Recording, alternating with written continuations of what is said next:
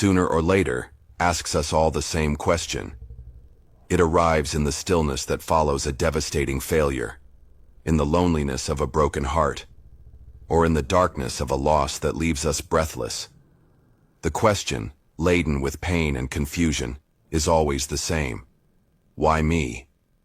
It is an honest question, a cry that comes from the depths of our being.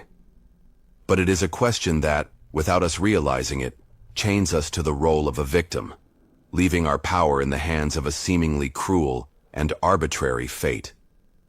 Inner alchemy, the journey you are about to embark on, begins when we dare to ask a different question. An infinitely braver and more powerful question. For what purpose? That simple phrase is the key that transforms suffering from a prison into a laboratory.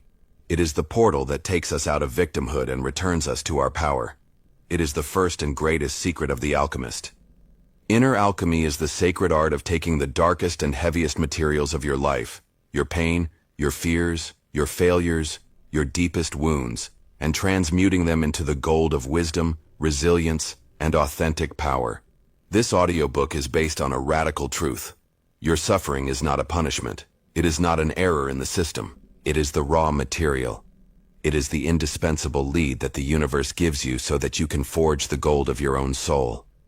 Together, we will ignite the fire of consciousness to burn away the old identities that no longer serve you. We will learn to dissolve the ego's defenses in the water of vulnerability. We will separate the lesson, the gold, from the emotional drama, the dross. We will unite your light with your shadow so that you can, at last, be whole. And we will distill the purest wisdom from your most bitter experiences. This is not a journey to eliminate pain, because pain is a teacher. It is a journey to give it purpose. It is not about learning to avoid failure, but about learning to extract its hidden gold from it.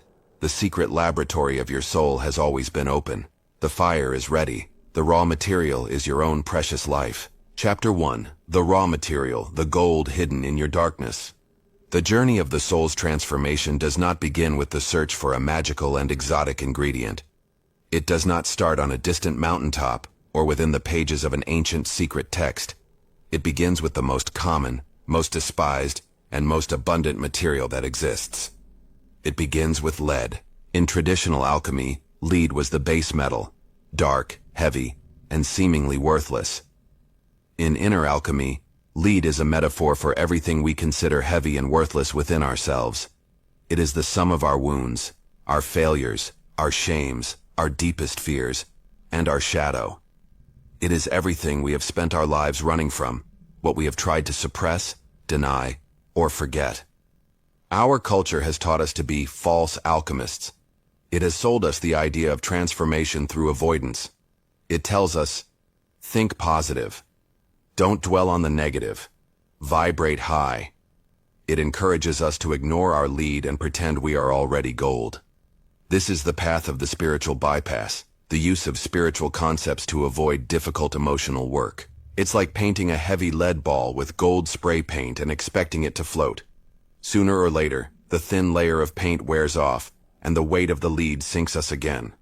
The first and bravest lesson of the true alchemist is this: you cannot transmute a lead that you refuse to touch.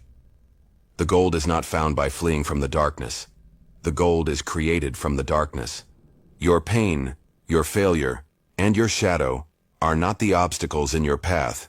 They are the path. They are the sacred raw material, the prima materia, without which the great work cannot even begin. To start our work, we must first understand the anatomy of our personal lead. The first of its components is the lead of failure. These are your mistakes, your bad decisions, the business that went bankrupt, the relationship that broke. The alchemist, in contrast, sees failure as invaluable data. Every failure is an experiment in the soul's laboratory that has revealed a truth.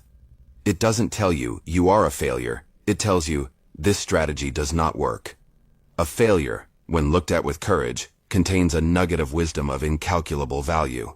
The second component is the lead of pain. It is the weight of grief, of betrayal, of a broken heart. Our instinctive reaction is to numb this pain.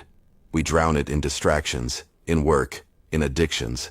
The alchemist knows that unprocessed pain does not disappear. It becomes a poison that festers in the soul, manifesting as bitterness, cynicism, or illness. Pain is a stern teacher, a fire that, if you allow yourself to feel it consciously, has an immense purifying power. It is the heat that begins to soften the hard, rigid metal of your defenses, making it malleable and ready to be transformed. To flee from pain is to reject the very fire of transmutation. And the third component, the most subtle and often the heaviest, is the lead of the shadow. It is the sum of all the parts of yourself that you have judged as bad or unacceptable and have banished to the basement of your psyche. Your anger, your envy, your laziness, your selfishness. The false alchemist tries to eliminate these impurities. The true alchemist knows they are inseparable from the metal, and more importantly, they know that in this shadow often lies our greatest repressed power, our golden shadow. Your repressed anger may contain the seed of your assertiveness. Your envy may be a compass pointing to what your soul truly craves, pain and shadow. This is your prima materia.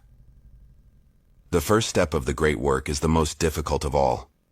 It is not a technique, it is an act of courage. It is the decision to stop running, to turn around and face everything you have been avoiding. It is the act of gathering your own lead. Practice, the courage to descend into the basement. These exercises are not meant to fix anything yet. Their sole purpose is to help you gather your raw material with acceptance and without judgment. Exercise 1. The inventory of your lead. This is an exercise in radical honesty. Take your journal and create 3 sections. Section 1. My golden failures. Write down 1 or 2 of your greatest failures. Now answer this question for each. If this failure were a teacher in disguise, what is the golden lesson, the invaluable wisdom, that it offered me? Section 2. The map of my wounds. Write down 1 or 2 emotional wounds you are still carrying. Ask yourself, what part of me is asking to be seen through this pain? Section 3. The mirrors of my shadow. List 2 or 3 qualities in others that irritate you disproportionately. Now ask yourself, in what way is this quality that I judge so harshly a reflection of a part of me that I have denied or repressed? The goal is to make you feel whole, acknowledging all parts of your story. Exercise 2. The radical acceptance meditation. This is a practice to change your relationship with your lead. Sit in silence for a few minutes. Bring to mind one of the difficult elements you identified. Normally, your instinct would be to fight it. This time, do the opposite. Simply allow it to be there. Visualize it in front of you, or feel the sensation in your body. And now, mentally, bow your head to it in a gesture of respect, as if bowing to a stern teacher.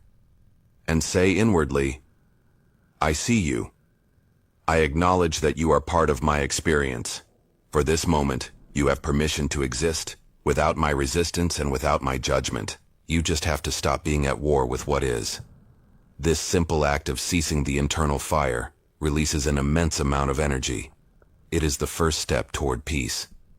The great work begins not with a search for the light, but with the courage to sit in one's own darkness. Your greatest power lies dormant, like a hidden treasure, in your deepest wounds. You have gathered your raw material. You have accepted your lead. You have recognized that the place of the poison is also the place of the medicine. Chapter 2. The purifying fire. The blessing of crisis. In the alchemy of life, the fire has a name we all know and fear. The fire is crisis. It's the moment when life suddenly turns up the temperature. It is the loss of the job that gave you security. It is the medical diagnosis that shatters your sense of invulnerability. It is the end of a relationship you thought was eternal. It is the failure of a project in which you had invested your soul. It is the dark night of the soul, that period of profound disorientation in which all your old answers turn to ash and you are left alone with the questions. Our instinct, conditioned by a culture that worships comfort and fears pain, is to flee from the fire. But the alchemist knows that the fire is not the enemy. The fire is the agent of purification. The ancient alchemical term for this process is calcinatio. It is the process of heating a solid substance in the crucible to a very high temperature, to burn away all its impurities, everything volatile, everything non-essential, until only a fine powder of pure white ash remains. In our psyche, crisis initiates an emotional and spiritual calcinatio. The fire of adversity relentlessly burns away everything that is not authentic in us. It incinerates the masks we have worn to please others. It chars the false securities upon which we had built our lives. It reduces to ashes our pride, our meticulously crafted plans, and above all, the arrogance of our ego that believed it had everything under control. Living through a calcinatio is terribly painful. It feels like destruction. It feels as if you are losing everything you are, everything you have. It is the moment when you look at the landscape of your life and see only the smoking rubble of what was. And yet, at the heart of this apparent disaster lies the greatest of blessings. The purpose of calcinatio is not destruction, but purification. The fire does not destroy the metal. It refines it. The question the alchemist asks in the midst of the flames is not, "What am I losing?" but "What is being burned?" And the answer is always the same. The only thing the fire can burn is what is not real. When your career collapses, the fire burns the lead of your identification with a title. What is left in the ash?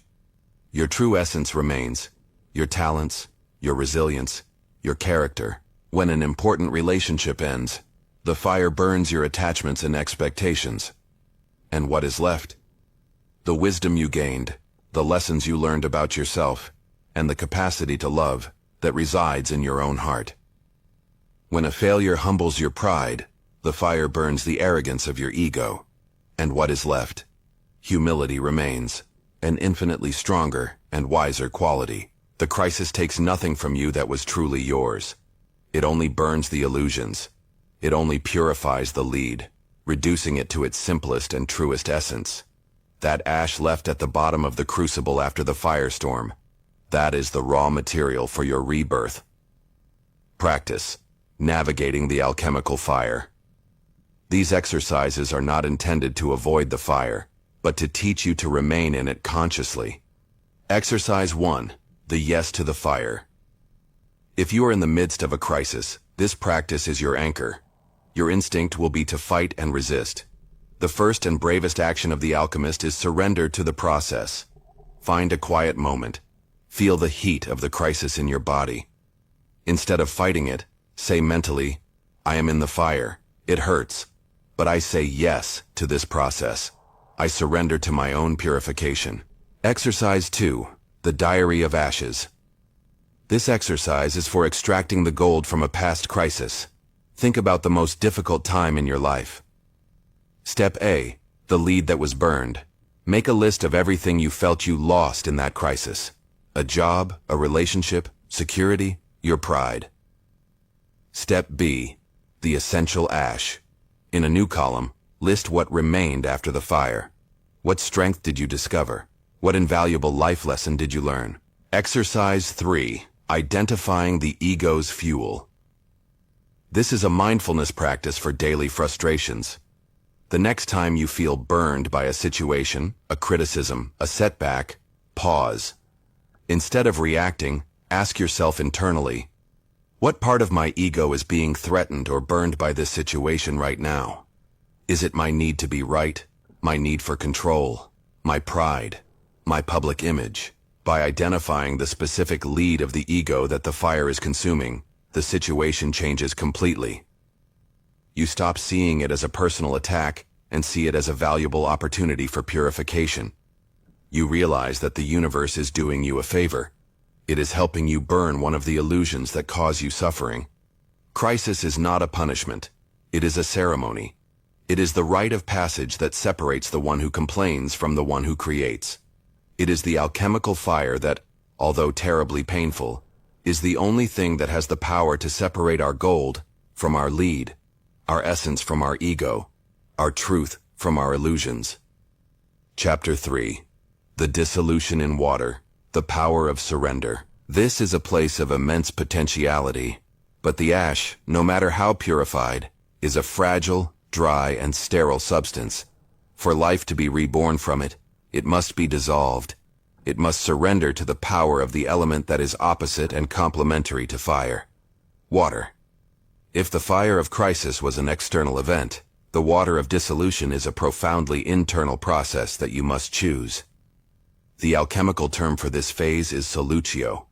It is the process of submerging the ash in water to dissolve it, to break its rigid structure and create a primordial solution from which something new can be born. Psychologically, solutio is the phase of conscious grieving.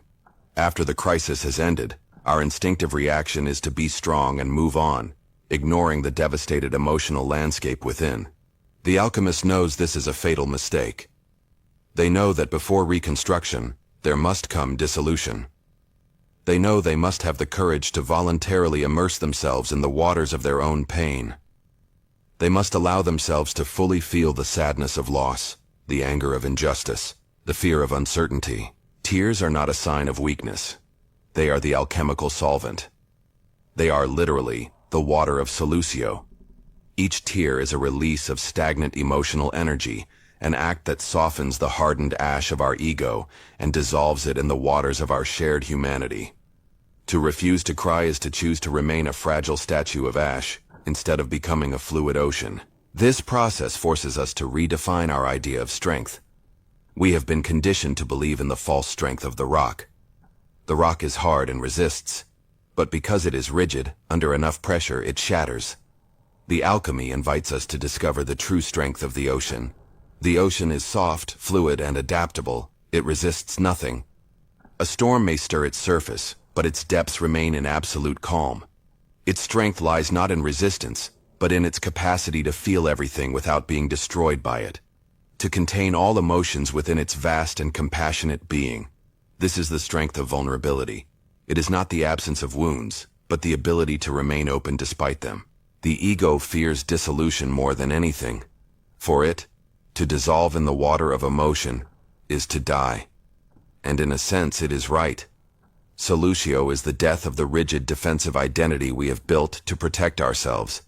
It is the act of letting go of control, of admitting we do not have all the answers, of surrendering to a process that is larger than our understanding. Surrender is not defeat.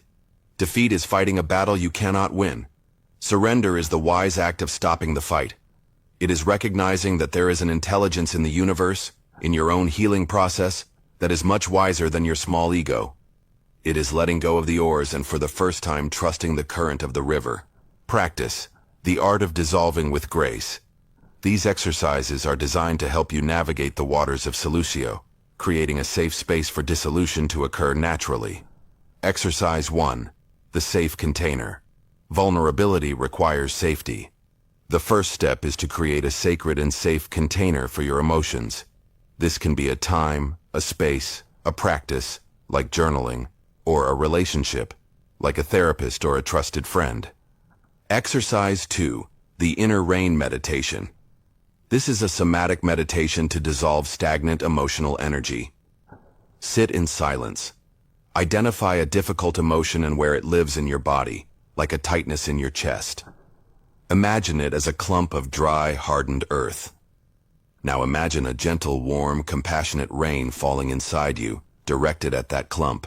Your only task is to allow the rain to touch it, soften it, and moisten it. Feel how what was hard begins to dissolve, and how the trapped energy begins to flow again. You don't have to do anything but allow the rain of your own compassion to do its work. Exercise 3.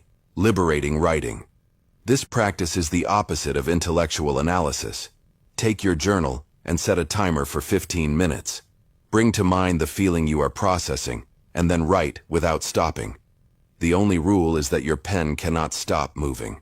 Don't worry about grammar or logic. This is an emotional dump to release the raw energy onto the paper. Surrender is not defeat. Vulnerability is not weakness. They are the deepest acts of power of the alchemist. They are the baptism in the healing waters of your own soul, a baptism that dissolves the old self of ash and prepares you so that a new, more integrated, more fluid, and more compassionate one can be born. Chapter 4. Conscious separation. Extracting the gold from the mud. This state of dissolution, while a necessary step of healing, cannot be permanent. To remain in it would be to drown in a directionless ocean of emotion.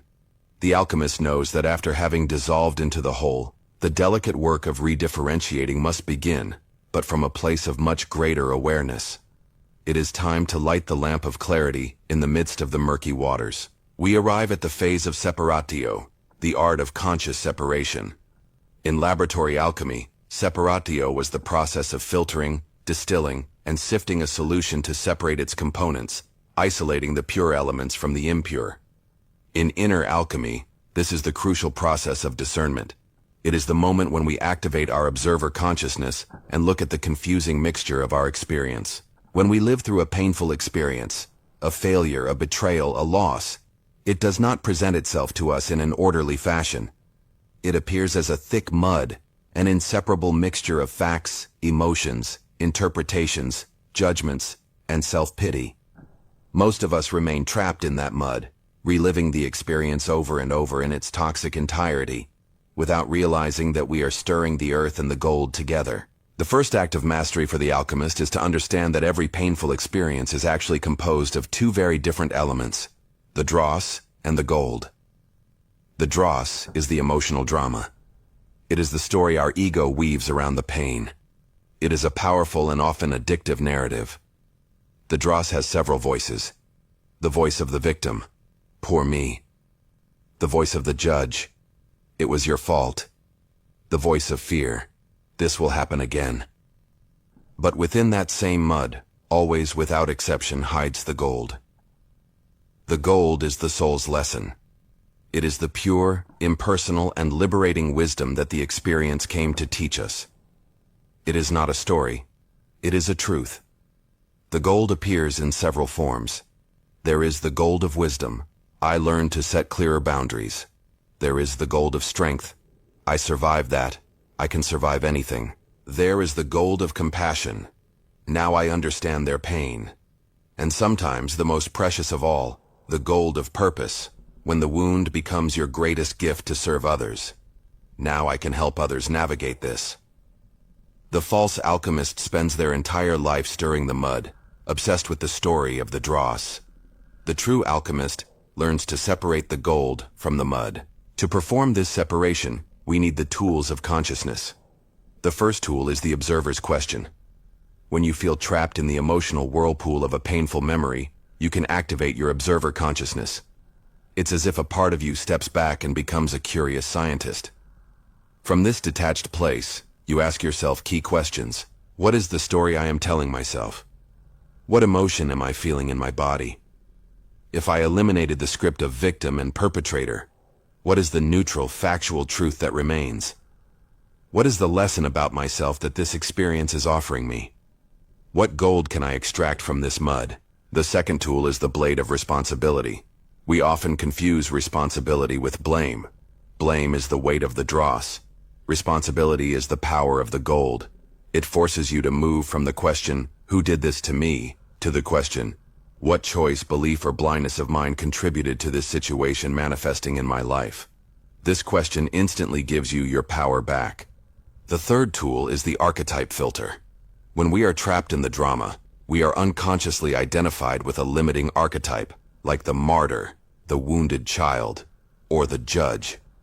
The archetype filter allows you to step back and name the role you are playing. By saying, right now I'm trapped in my martyr archetype, you disidentify from the pattern and become the director of the play. Practice, your laboratory of conscious separation. Exercise. 1. The autopsy of a wound. Choose a painful experience you have emotionally dissolved. Draw 2 columns in your journal. The dross, my story of pain, and the gold, my soul's lesson. In the dross column, write the story with all the drama, blame, and resentment. Describe the voices of the victim, the judge, and the fear. In the gold column, pause, breathe, and begin to distill. Using the observer's questions, extract the pure wisdom. Wisdom. What did you learn about your boundaries or the nature of life? Strength. What inner muscle, resilience, courage, was strengthened? Compassion. Did this wound help you understand the pain of others? Purpose. Can this experience become a gift to others? Exercise 2. Real-time reframing. This is your daily mindfulness practice. The next time you feel trapped in the mud of a negative emotion, pause.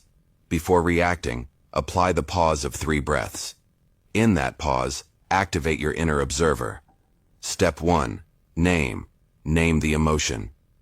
Okay, this is anger. Step 2. Separate. Separate it from the story. I am feeling anger, and the story my mind is creating is... Step 3. Seek the gold. Ask the alchemical question. What is the lesson here? What is this mirror showing me? This practice transforms life's small irritants into micro-opportunities for growth. Pain in life is inevitable. But suffering, which is pain plus the story we tell ourselves about it, is largely optional. Chapter 5. The Union of Opposites, the Inner Marriage. You now possess the pure elements. In one hand, you hold the light of your virtues, of your potential, of the wisdom extracted from pain. In the other, you hold the recognized darkness of your shadow, of your imperfections, of your wounds.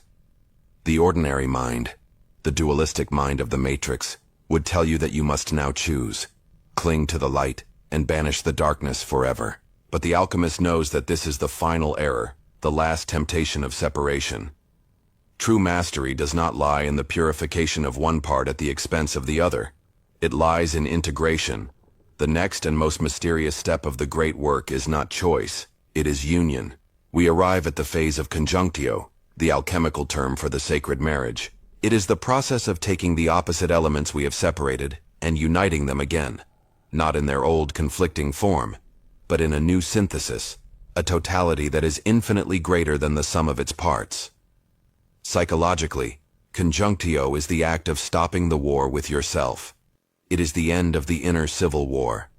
It is the understanding that the goal of life is not to be good, but to be whole. The first and most important marriage is that of the light and the shadow. It is no longer enough to recognize your shadow. Now, you must invite it out of the basement and to the table of your consciousness. Integrating the shadow does not mean acting out your darkest impulses destructively. It means finding the gold hidden in the lead of each shadow trait and giving it a conscious and healthy expression. Your repressed anger, once brought to light, is transmuted into the gold of assertiveness. Your fear, when you listen to it, is transmuted into the gold of prudence. Your envy, when you examine it, is transmuted into the gold of aspiration. By integrating your shadow, you do not become darker. You become more solid, more real, more dangerously whole. You stop being a predictable caricature and become a three-dimensional human being. The second marriage is that of the masculine and the feminine. Within each of us reside 2 great archetypal principles. The masculine energy, Logos, the sun, is the energy of action, structure, and doing. The feminine energy, Eros, the moon, is the energy of receptivity, intuition, and being. Our society has conditioned us to overvalue masculine energy and to repress the feminine. Conjunctio is the sacred marriage of these 2 energies within you. It is learning to be both a warrior and a mystic. It is having the ability to execute a business plan with relentless discipline, masculine, and at the same time, the ability to sit in silence and listen to the wisdom of your intuition, feminine. The integrated person can move fluidly between these 2 polarities as the situation requires. The third marriage is that of suffering and purpose. This is the alchemical act that gives meaning to your entire story. It is the moment when you take your deepest wound, your heaviest lead, and consciously decide to turn it into your greatest gift to the world. The wound ceases to be your shame and becomes your medicine. Your most painful failure becomes the source of the wisdom you can now teach. This is the marriage between your personal story and your transpersonal purpose. It is the moment when your pain ceases to be just yours and becomes a beacon for others. You stop asking, "Why did this happen to me?" and start declaring, "Because this happened to me, I can now." When these 3 marriages take place, the supreme symbol of the great work is born, the philosophical androgyne. It is depicted as a figure with 2 heads, one male and one female. This is not a symbol of gender, but of psychic totality. It is the image of the person who has healed their internal division. They have reconciled their opposites. And from this place of integration, immense power and creativity emanate. Practice. Celebrating the inner wedding exercise. 1. The Shadow Integration Dialogue. This exercise helps you find the gold in your lead. Choose a shadow trait you struggle with: anger, laziness, envy. In your journal, interview it. Ask it questions like, "Dear anger, what are you trying to protect in me?" Or, "Dear envy, what deep unrecognized desire are you pointing out to me?" Exercise 2. The Dance of Opposites. This is a practice to balance your masculine and feminine energies. First, identify which polarity you tend to repress. Your practice for the next week is to deliberately feed the opposite energy. If you have an excess of masculine, active, logical, schedule receptive feminine activities like a directionless walk or a relaxing bath. If you have an excess of feminine, passive, emotional, schedule deliberate acts of masculine structure. Organize a part of your house, create a budget, or make a small decision you have been postponing and act on it. This helps build the neural pathways of your less developed side. Exercise 3. The Ritual of Union. This is a brief visualization meditation. Sit in silence. Visualize on your left a figure representing your light side, and on your right, a figure representing your dark side. Imagine them turning to face each other and acknowledging one another. Then, visualize the light figure extending a hand in acceptance. Imagine both figures taking a step toward the center, embracing, and merging into a single brilliant and complete figure of light. A light that is richer and more real, because it also contains the darkness. Feel this new sense of integrity and peace in your body. Totality is not found by choosing the light and rejecting the darkness. It is found in the courage to embrace both. Chapter 6. The Interior Fermentation, the Darkness Before the Dawn. Welcome to the fermentation phase. In alchemy, after the union, conjunctio, the new substance is often sealed in a dark vessel and left to putrefy or ferment. From the outside it looks like death, but the alchemist knows this death is an illusion. It is in this darkness that matter decomposes to release its purest and most potent spirit, the process that transforms simple grape juice into the intoxicating spirit of wine. Fermentation is the dark night of the soul. It's the period that follows a great inner transformation. You've slain your old ego, dismantled old beliefs, and united your opposites. Now you find yourself in the in-between space. The old identity is dead, but the new one isn't fully born yet. It's one of the most perplexing and challenging states on the spiritual journey, characterized by several sensations. The first is a profound confusion and disorientation. Your old map of the world is useless, but the new one isn't fully drawn. Goals that once motivated you, perhaps material success or recognition, suddenly feel empty and meaningless. You have no clear new north. You feel adrift in a sea of not knowing.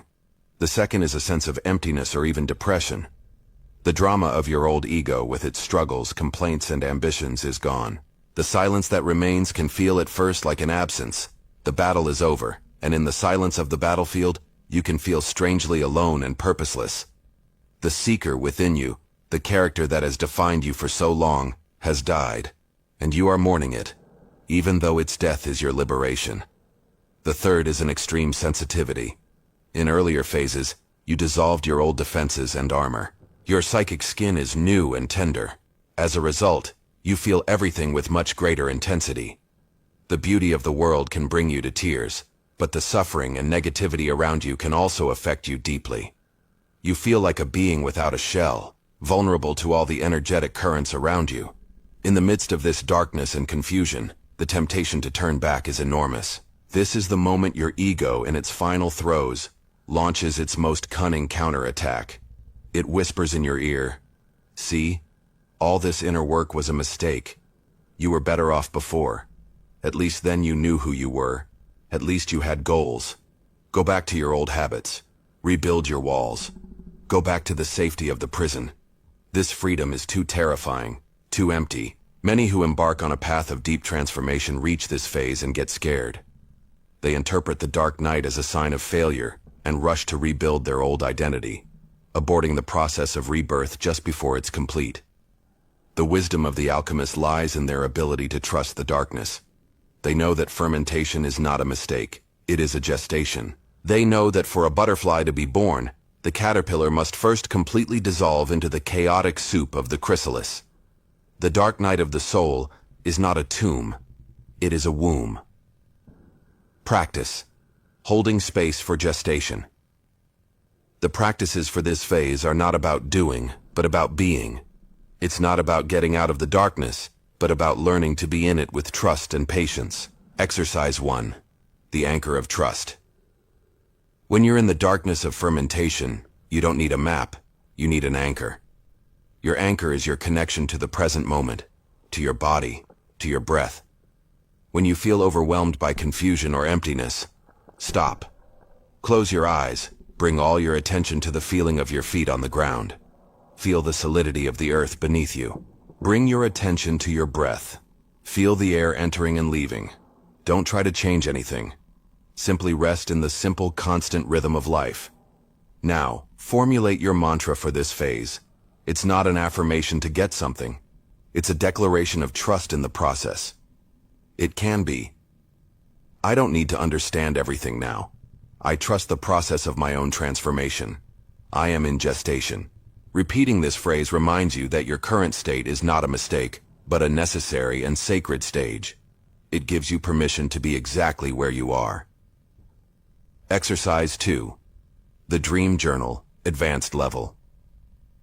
During the fermentation phase, your unconscious is incredibly active. It's as if your soul is working overtime in the night workshop. Your dreams can become more vivid, stranger, and more loaded with symbolism of death and rebirth. Keep your dream journal with special diligence during this period. Write down everything you remember, no matter how fragmented. Your job isn't to interpret each dream logically. Your job is to honor the images. Draw the symbols that impact you most. Meditate on them. Ask them what message they hold for you. By paying attention to your dreams, you're keeping an open line of communication with the underground process that's occurring. You're witnessing the mystery of your own transformation. Exercise 3. The Search for Subtle Nourishment. A being in gestation needs the right kind of nourishment. Your psyche, in this vulnerable state, does too. This is a phase to drastically reduce your consumption of loud, chaotic, low-vibration mental food. This means less alarmist news, less social media, less violent or cynical entertainment. Your system doesn't have the defenses to process it right now. Consciously seek food that nourishes your gestating soul. Music. Listen to music that calms and uplifts you, not one that agitates you. Nature. Spend as much time as you can in nature, the great regulator of the nervous system. Reading. Read poetry, sacred texts, philosophy, anything that connects you to beauty and truth. Company. Seek the company of wise, compassionate, and calm friends, people who can hold space for you without feeling the need to fix you. It's about creating an external environment that reflects and supports the sacred stillness needed within you. The dark night of the soul is not a punishment, it is an initiation. Fermentation isn't decomposition in the sense of final death. It's the prelude to a new life, to a higher spirit. It is the sacred time of stillness, of waiting, and of darkness where the alchemist's deepest magic takes place. Trusting this phase is, perhaps, the greatest act of faith in the entire journey. It is the trust of the seed lying under the frozen winter ground, knowing that even if it sees no proof of it, spring is coming. Chapter 7. The Distillation of the Soul, Destillatio. What remains now is not an emptiness but an infinite potential. Imagine it as a vessel containing a rich, murky solution, a sacred mixture of our purest essence, liberated by fire, and the raw emotions we've honored with our tears. We have survived. We have felt. Now, the time has come to understand. We enter the most subtle, silent, and perhaps the most revealing phase of all. Destillatio, the distillation of the soul. In ancient laboratories, distillation was not a process of violence but of patience. The alchemist applied not a scorching fire, but a gentle, constant heat to the solution. Their goal was to invite the purest, lightest components, the essence, the spirit of the matter, to be released as vapor. This vapor would ascend, leaving behind the heavier sediments, the dross, the dense matter that no longer served. At the top of the alembic, the coolness of awareness would condense this vapor, drop by drop, into a crystalline elixir, a liquor of unparalleled potency and purity. This is the perfect metaphor for the process we now face. The laboratory is your consciousness. The gentle heat is your serene contemplative reflection.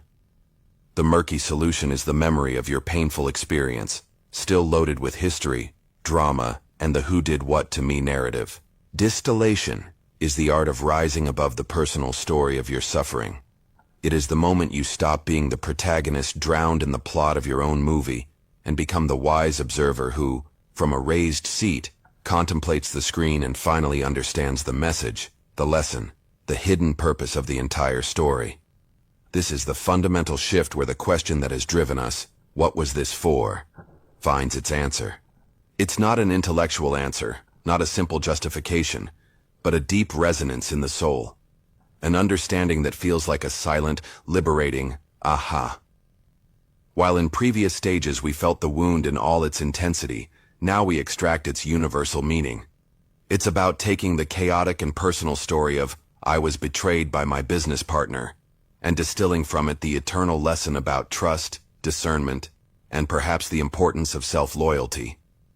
It's about taking the memory of a humiliating failure and condensing it into a masterful teaching on resilience, the impermanence of the ego, or the true nature of success. We must be careful here. Destillatio is not a shortcut to avoid pain. It would be a mistake, a form of spiritual bypass, to try to distill a lesson from a wound that has not yet been cleansed by the fire of crisis and dissolved in the waters of emotion. Trying to do that is simply intellectualizing the pain, not transmuting it. True distillation is only possible when the preceding emotional work has been honestly done. When done correctly, this process miraculously transforms poison into medicine. The experience that once broke you becomes the source of your most solid wisdom. The event that made you feel like a helpless victim reveals itself as the catalyst that forged a strength within you that you didn't know you possessed. Suffering ceases to be a random, cruel event in an indifferent universe and is revealed as a necessary, meaningful, and deeply intelligent link in the golden chain of your evolution. It is time to light the gentle fire of your consciousness, to watch as the vapor of understanding rises, and to prepare to collect the precious drops of your own soul's elixir. Practice, the art of finding hidden purpose. These exercises are invitations to become the patient distiller of your own life. Approach them not with the urgency to find an answer, but with the curiosity of a sage exploring a sacred text, your own story. Exercise 1. The Soul's Vantage Point, Guided Visualization and Writing. Find at least 30 minutes of complete solitude. Sit comfortably, close your eyes, and begin to connect with your breath. Now visualize yourself at the foot of an ancient stone tower. It is the tower of your higher consciousness. You begin to climb a spiral staircase. With each step you ascend, you feel yourself leaving behind the noise of your daily thoughts, worries, and to-do lists. You climb higher and higher above the clouds of confusion and drama. Finally, you reach the top. A circular platform, open to the infinite sky, with a transparent glass floor. This is your soul's vantage point. From here, you look down through the glass. You see the timeline of your life stretching out like a vast landscape. Choose one of the painful experiences you've been working on throughout this journey. Observe it as a scene unfolding far below you. You are no longer inside it. You don't feel the sharp pain, only a serene compassion for the person you were. You are the observer. Maintaining this elevated perspective, open your journal and, without judgment, answer these questions as honestly as possible. The hero's lesson.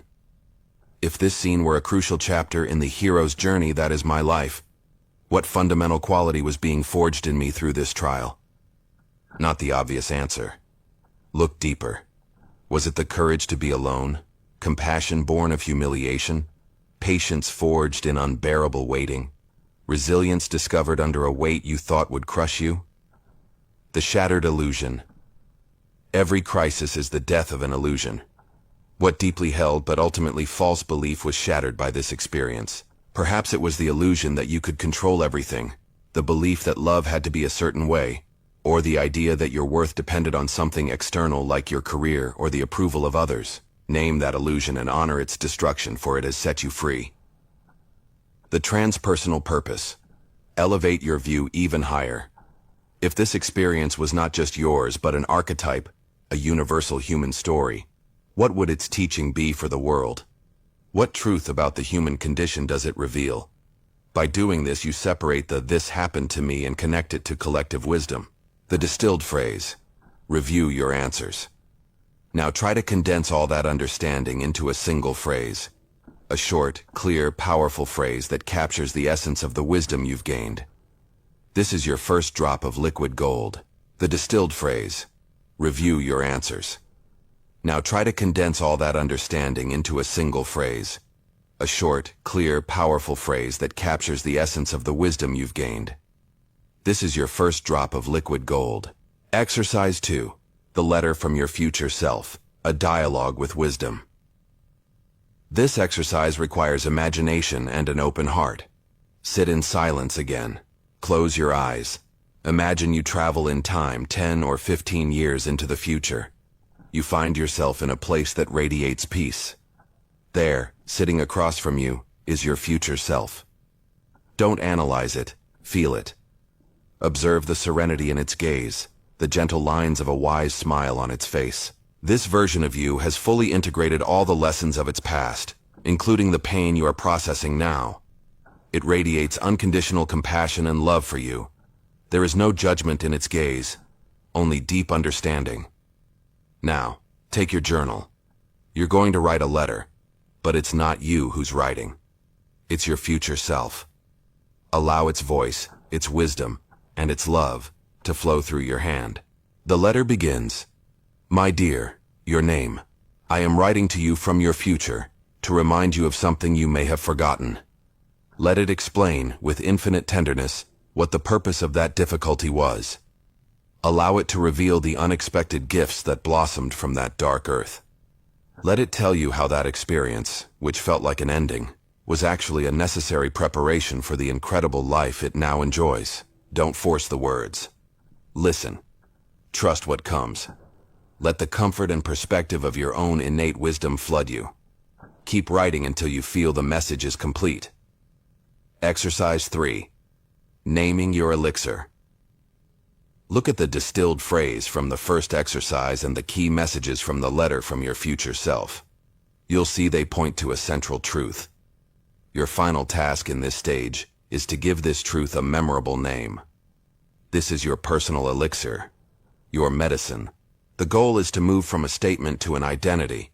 For example, if the lesson was, "I must set boundaries to protect myself," the elixir could be, "The Sovereign Guardian." If the lesson was, "Life flows and I can't control it," the elixir could be, "The River Dancer." If the lesson was, "My worth is inherent and needs no proof," the elixir could be, "The Inner Jewel." You have patiently watched as the vapor of understanding rose from the heat of experience. You have collected, drop by drop, the elixir of wisdom. You hold in your hands a liquid gold of incalculable value. But this wisdom, however pure and potent, is still ethereal, almost like a dream. For it to complete its transformative power, to truly and lastingly change your life, it must return to the earth. It must be embodied. It must pass from the realm of spirit to the realm of matter. The time has come to solidify your being. Chapter 8. The solidification of being, coagulatio. In traditional alchemy, coagulatio is the culminating process that transforms the purified substance from its liquid or ethereal state into a solid and stable form. It is the act of taking the dew of wisdom and, through patience and gentle constant heat, crystallizing it. It is the creation of the philosopher's stone, not in its legendary form, but in its truest form, as a substance that is both material and immutable. In inner alchemy, this is the bridge between knowing and being. It is the difference between knowledge that resides only in our mind and a truth that has sunk into our bones. Distilled wisdom is a revelation. Coagulated wisdom is an action. It's when the lesson stops being a concept you understand and becomes the way you live. It is integrity made flesh and blood. Think of it this way.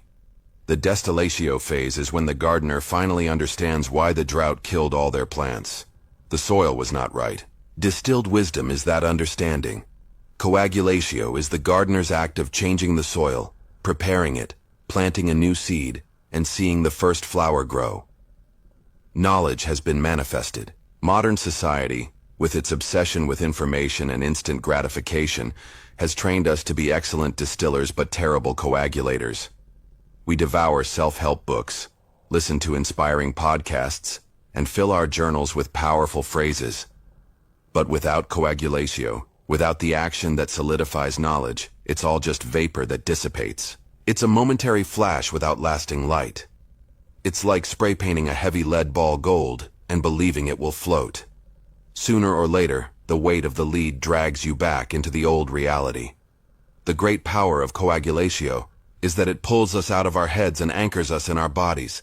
It forces us to integrate wisdom somatically, to feel it in our muscles, to see it manifested in our actions.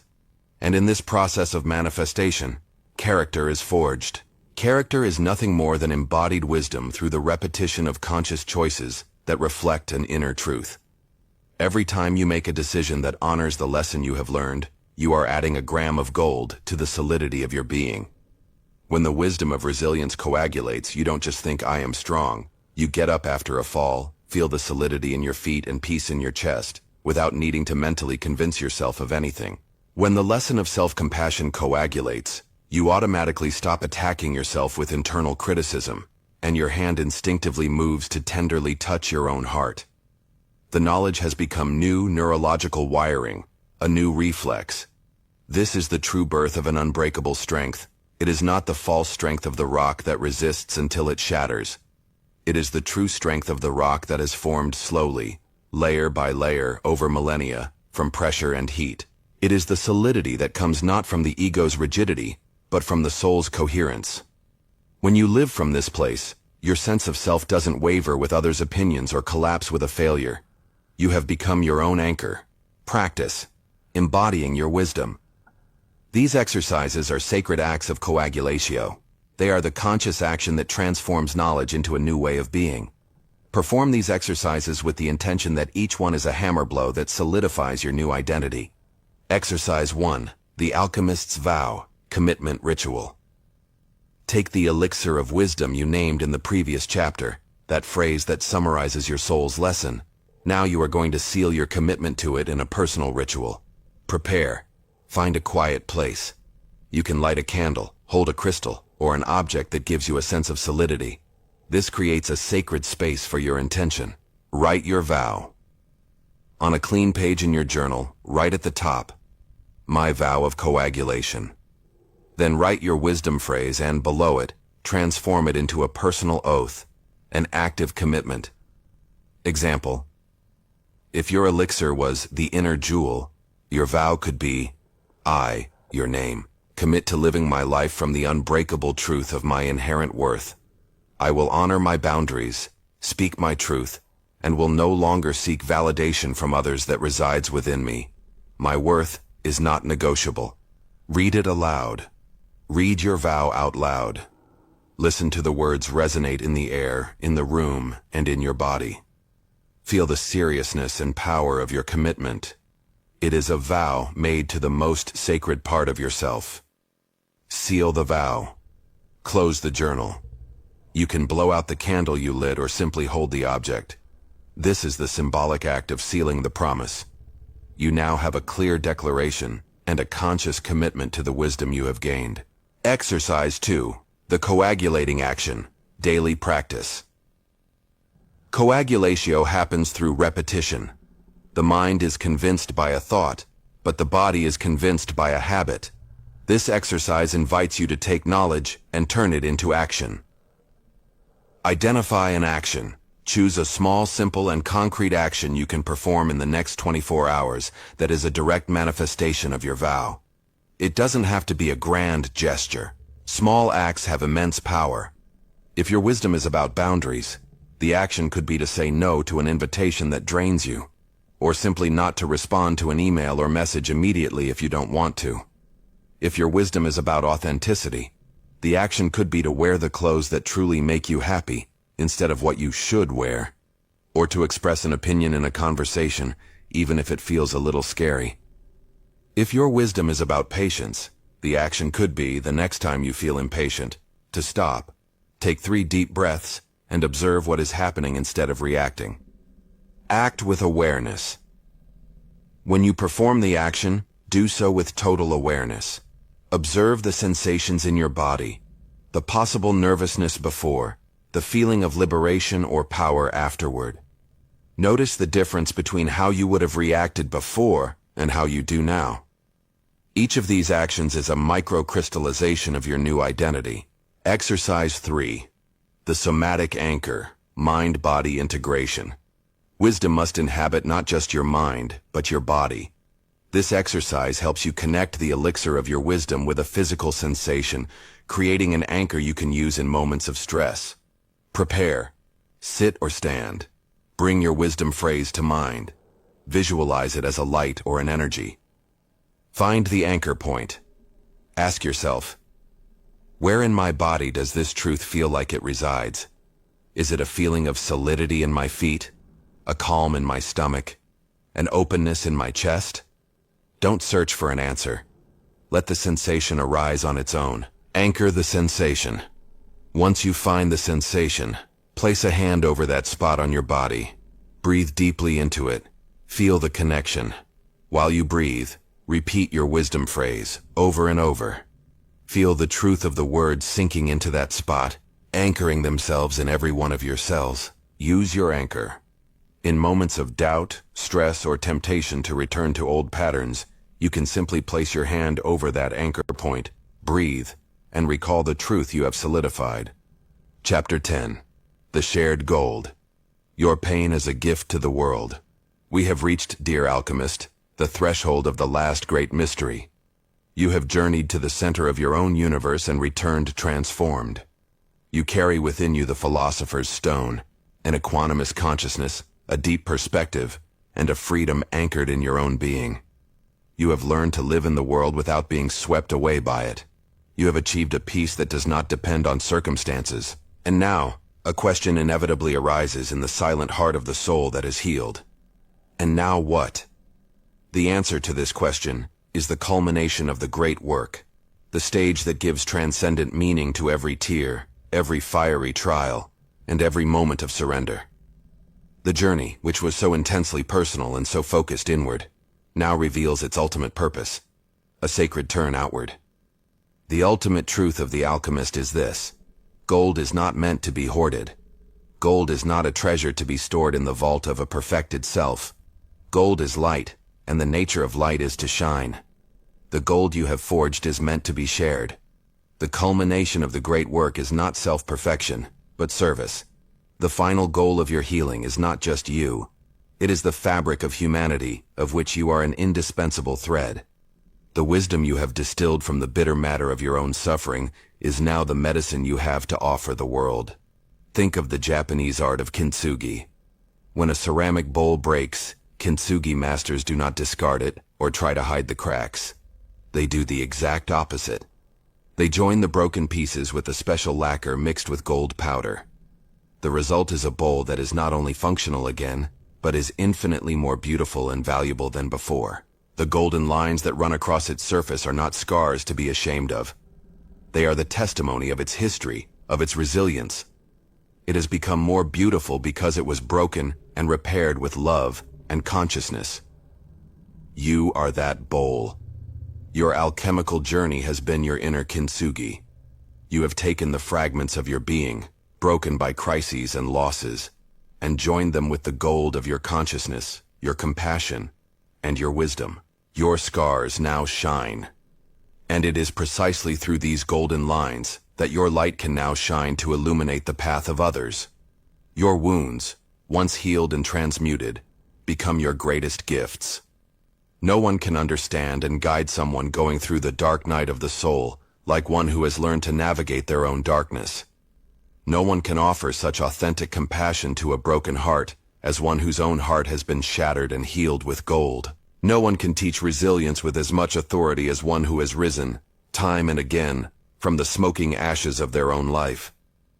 Your pain, which once isolated you and made you feel terribly alone, is now the bridge of empathy that connects you with all of humanity.